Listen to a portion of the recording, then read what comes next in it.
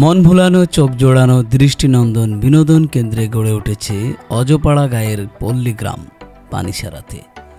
তবে পার্ক বা বিনোদন কেন্দ্র সাজানো হয়েছে হরেক রকম ফুলের গাছ দিয়ে।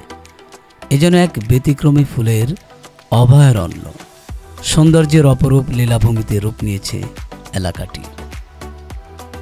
যশোর বেনাপোল মহাসড়কের মধ্যবর্তী গদখালি বাজার থেকে মাত্র ৩ কিলোমিটার দক্ষিণে পানিসারা গ্রাম।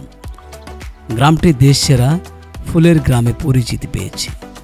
বিভিন্ন দেশি বিদেশি ফুলে ভরে গেছে মাঠ। পানিসারাতে গড়ে উঠেছে ফুলের হাট ও একাধিক পার্ক। দেশ বিদেশের মানুষের বিনোদনের খোরাক যোগাচ্ছে এলাকাটি। বছরের সব সময় সকাল থেকে গভীর রাত পর্যন্ত নারী, শিশু, পুরুষের পদচারণায় মুখরিত থাকে এলাকা। ফুলের সমারোহে গড়ে উঠেছে অনেক রং বেরঙের ব্যবসা প্রতিষ্ঠান। সৃষ্টি হচ্ছে নতুন কর্মসংস্থানের। বিনোদনপ্রেমী মানুষের সমাগম বাড়ছে দিন দিন। যশোরের গদখালি পানিসারা যেন দেশসেরা বিনোদন কেন্দ্রে পরিণত হতে চলেছে। বিভিন্নভাবে সাজানো হচ্ছে পার্কগুলো। এই যে সম্ভাবনাময়ী বাংলাদেশে কৃষির সোনালী সম্ভার গড়ে তোলা হয়েছে।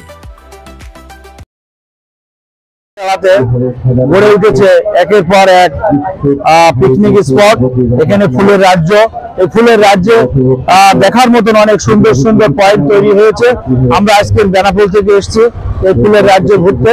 এখানে আমরা বিভিন্ন পয়েন্ট ঘুরছি, অনেক আনন্দ হচ্ছে, অনেক ভালো লাগছে। বেনাপোল প্রেস ক্লাব থেকে এসেছি। এই গদখালি কিন্তু একটা ফুলের রাজ্য, যশোরের ঝিকরগাছা থানায়। আজকে বেনাপোল প্রেস ক্লাবের উদ্যোগে এসেছি, আমাদের খুবই ভালো লাগছে। আমাদের সাথে আছেন সভাপতি মহাসিন মিলন ভাই, সেক্রেটারি বকুল মাহবুব ভাই, সাংবাদিক সাজেদুর ভাই, সাংবাদিক আব্দুর রহিম ভাই, শাহজাহান সবুজ ভাই।